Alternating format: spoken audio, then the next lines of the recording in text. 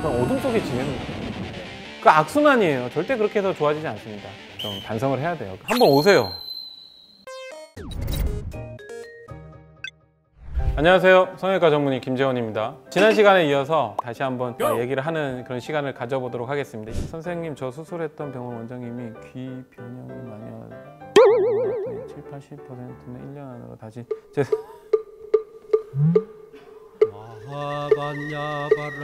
고소를 하세요. 여러분, 몸에 있는 연골은 변형이나 재생이 되지 않아요. 저 같은 경우는 귓바퀴에서 절대 뛰지 않아요. 귀 뒤쪽에서 뛰죠. 제 환자분들 중에요, 자기가 와서 이래요. 원장님, 저 코 수술 4번 했는데요, 아이팟이 안 꽂혀요. 그래요. 제가 그런 분이 어디 있어요 하는데 뚝 떨어지더라고요. 의사들이 좀 반성을 해야 돼요. 수술 전에 몰래 물 마시는 적도 있어요. 수술 끝나기 전에 물을 어찌나 마시는 다는 성형수술이라서 그런 게 아니라 수면 마취나 이런 것들을 하면은 평소에는 다 정신이 깨어져 있으니까 의도적으로 삼키기도 하고 머금기도 하고 뱉기도 하고 하잖아요. 마취가 돼버리면 운동성이 떨어져 버리거든요. 자고 있으면 약간 이렇게 툭툭 떨어지고 그러잖아요. 뭐 술이 취해도 몸을 못 가누고 이러잖아요. 마찬가지로 성형수술이라서 그런 게 아니라 이제 마취 때문에 운동성이 떨어져서 이제 그런 반응들을 예방하기 위해서고, 속에 들어가서 있을 때 그런 위험성들을 유발시킬 수가 있겠죠. 그러니까 금식을 시키는 거지 꼭 물을 먹지 말라고 하는 건 아닙니다. 기둥이 움직이는데 그럴 수 있는 건 맞네요. 오른쪽으로 씹을 때 좀 많이 치우치면 뚝 움직이는데 왼쪽은 아니고 그래요?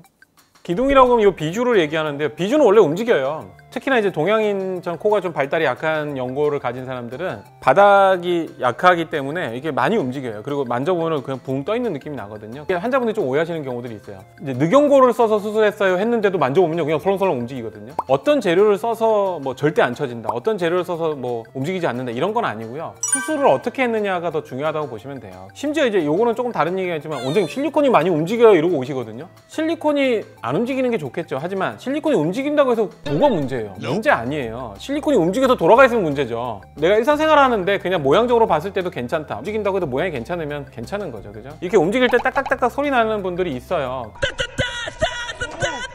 수술한 분들 중에서 그런 분들도 있고, 수술하지 않은 분들 중에서도 그런 분들이 있어요. 저 같은 경우도 움직이면 좀 따깍따깍 소리 나는데, 그게 이제 연골이 부딪힌다고 보시면 되고요. 수술했을 때 따깍따깍 소리 나는 거는 사실은 썩 좋지는 않습니다. 왜냐면 뭔가 어디가 고정해 놓은 게 틀어졌을 가능성이 높다고 보시면 되죠. 근데 오히려 수술하지 않은 분들이 따깍따깍 하는 거는 그냥 자연스러운 거라고 보시면 되겠죠. 네.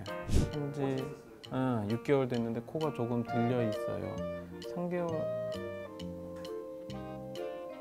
근데 사람들이 코끝을 높아지는 건 좋아하지만 들리는 건 싫어하잖아요. 그러니까 이제 의사가 기술을 써가지고 높아지면서 들리지 않게끔 만들어주는 거거든요. 저 같은 경우 어떻게 설명드리냐면, 수술한 직후에 조금 살짝 올라가 보이더라도 붓기 빠지면서 좀 더 내려온다고 말씀을 드려요. 전적으로 그 의사가 기둥을 어떻게 잘 댔고 어떻게 피부나 조직들이 당겨지는 힘을 느슨하게 해서 했는가에 따라서 결정된다고 보시면 돼요. 들창코 수술할 때 조심해야 되는 게, 콧구멍을 이루는 날개 연골은 위에 그대로 있고 내리다 비주만 잡아 빼는 의사들이 있거든요.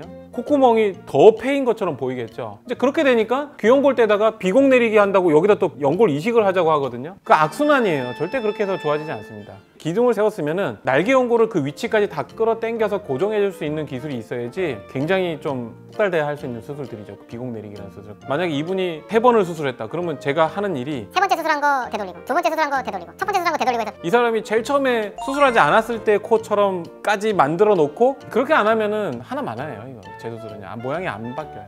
뭐 6개월 기다려 보셨다면은 이제 마음의 준비를 하시는 게 좋을 것 같습니다. 네.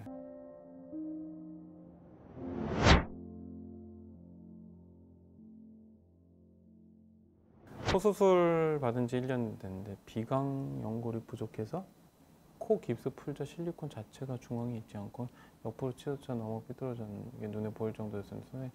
그래서 1년 후 재수술을 약속하셨고, 많이 삐뚤어진 곳에 필름을 조금 채울.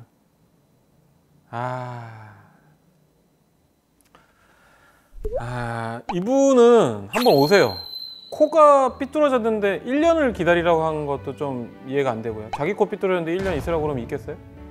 삐뚤어진 곳에 이렇게 삐뚤어지니까 한쪽이 이제 패여 보이니까 이제 거기다 필러를 넣었다는 것도 도저히 이해가 안 되고요. 미치지 않고 있어요. 인공뼈 사람 조직이면은 괜찮은데요, 합성된 재질이면은 안 쓰시는 게 좋을 것 같고요. 늑연골 종류, 사람 거, 기증받은 거든 내 거든 이게 그런 걸 쓰시는 걸 더 추천드리고요. 인공뼈를 쓴다고 해서 다 문제되는 건 아니고요. 어떤 상태로 누가 수술하느냐에 따라서 많이 다양해질 수 있겠죠. 이게 이제 코 수술이라는 게 한 번 잘못되면은 이 시간이 엄청나게 잡아먹는 거거든요. 재수술까지 해가지고 한 3-4번 했다 그러면요, 한 2-3년은 그냥 어둠 속에 지내는 거예요. 이게 최대한 좀 빨리 교정을 해주는 게 맞고, 그 다음에 재수술을 생각할 경우에는 다음의 수술을 위해서 모양을 어느 정도 유지시켜주는 방향으로 하는 게 맞고, 어떤 경우든 1년을 기다리라고 하는 거는 제가 봤을 때는 그 환자한테 너무 좀 가혹한 건 아닌가. 항상 여러 가지 견해들이 있잖아요. 그 중에 한 견해라고 보시는 게 맞겠어요. 여기에 이제 대해서 제가 답을 드린 게 전적으로 이게 맞다 이렇게 생각하시기보다는 아, 그냥 여러 의견들 중에 한 개구나 이렇게 생각하고 받아들이는 게 맞을 것 같고요. 그 마지막 그분은 한번 좀 오시는 게 좋을 것 같은데, 많이 힘들고 많이 복잡하고 많이 어렵고 막 잘 모르겠잖아요. 제가 수술하지 않더라도 정확하게 진단을 하려면 직접 코를 좀 봐야 되지 않을까. 많이 봐주세요. 좋아요, 구독도 눌러주시고요. 감사합니다.